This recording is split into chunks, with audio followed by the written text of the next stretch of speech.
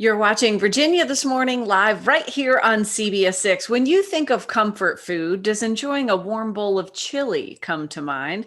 If you're looking for the perfect recipe, we can help. We've got one just for you. Take a look. It's the perfect time of the year to enjoy a nice warm bowl of delicious chili. One of our favorites is back to show us how to put together his signature 3-bean chili.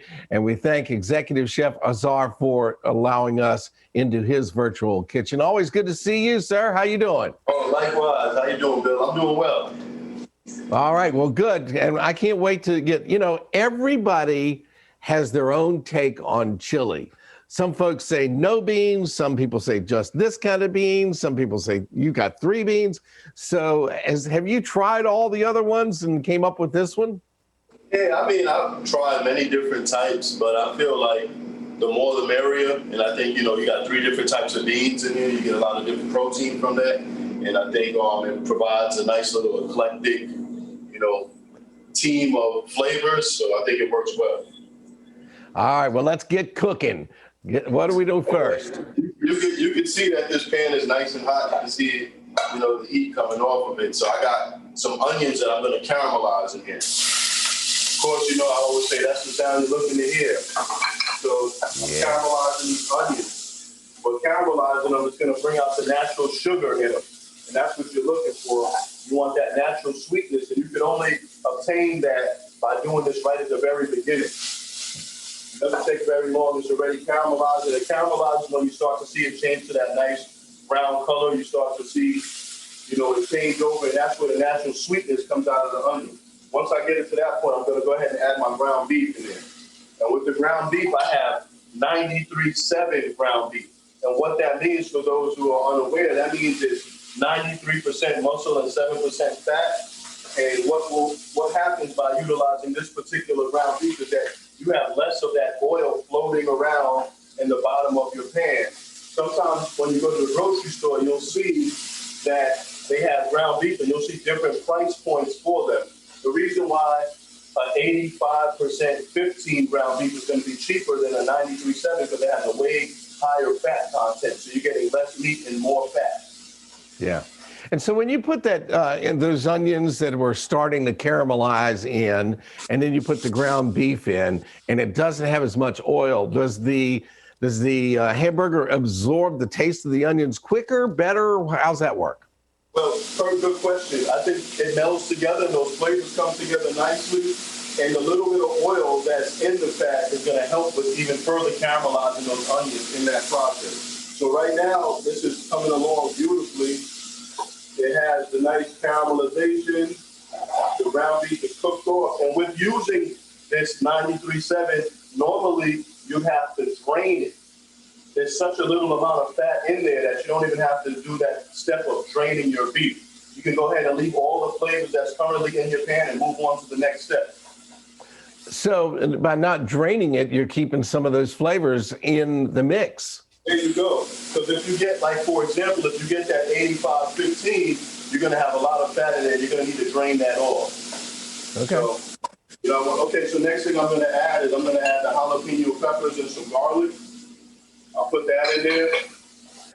The reason now, why you've told us many times, you told us many times that the heat comes from the seeds with the jalapeno.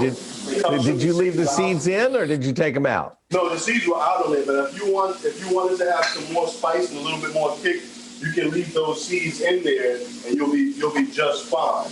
Okay.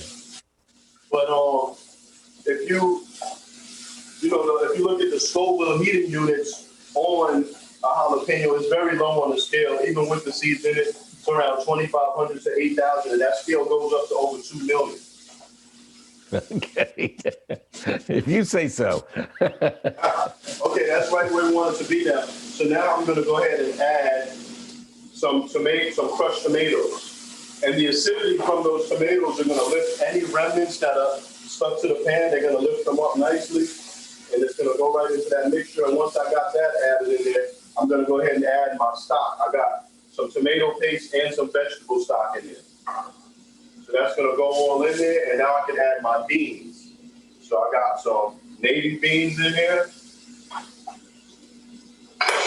have some black beans. Oh, I am so glad to see you put black beans in there. I tried to put black beans in my chili when I was making it a couple of weeks ago, and everybody said, no, not black beans. That's a Mexican thing. And I went, come on, I love black beans. You can put any type of bean in there of your choice. That's the cool thing. Now I'm going to put my seasonings in here. I got some cumin, some chili powder, a little bit of salt and pepper. I'm going to let that. Now, at this point right here, all you do is you're going to let this simmer and reduce. And when it's simmering and reducing, of course, you'll see the steam coming off the top. With that evaporation taking place, it's doing nothing but intensifying the flavor. You're going to have less liquid at the end of the process, and all it does is intensify the flavors and make it stronger. So, Chef, when you make your chili, are you going to make this chili as soon as you're done mixing it all up and got it all in there? Can you eat it then? Or do you like to wait, like a lot of folks like to wait overnight? You want to wait. You want to let all of those flavors meld together, and you want to give that at least 30 minutes to an hour of slow cooking and coming down and let those flavors intensify. So you definitely want to give it some time. I'll put a little Easier said than done, sir. Easier said than done. Yeah, right? I'll put a little bit of sea salt in there. And now this is the part where you just let it, you let it simmer down. This is where if you want to, take a short little break and go to your refrigerator and grab your favorite beverage of your choice, you do that.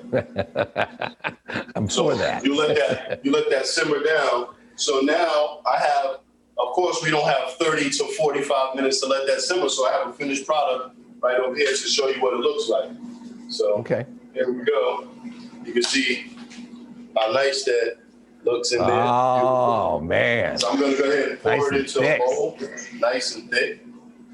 Put that in a bowl right there. And then I love to see that steam coming off of there. Yeah, you see that steam, and I'm going to go ahead and kick it up a notch. So I'm going to take it to that next level. I got some cheddar cheese here that I'm going to sprinkle over the top. Got some nice cheddar. Then I'm going to go ahead and I'm going to take some sour cream, make it rain over the top like that. Nice. And I'm going to I have some fried tortillas. I'm going to go ahead and just pile right in the middle. Pile some fried tortillas right in the middle. And then we're just going to finish that off nicely with some scallions. Have a storm of scallions on there. Boom. Yeah. And we're done. And if you really, really love it hot, you could slice up some raw jalapenos, set them on top as well. There you go. You can slice those jalapenos up right in there and give it some additional heat. If you really want to get that heat, you can go ahead and get some ghost peppers and see how you like that. Well, yours is absolutely beautiful, and people's mouths are watering all over town. Thank you so much, Chef. Thank you so much. All right, folks, you're going to find the recipe later today on our show website. It's right there at WTVR.com/VTM.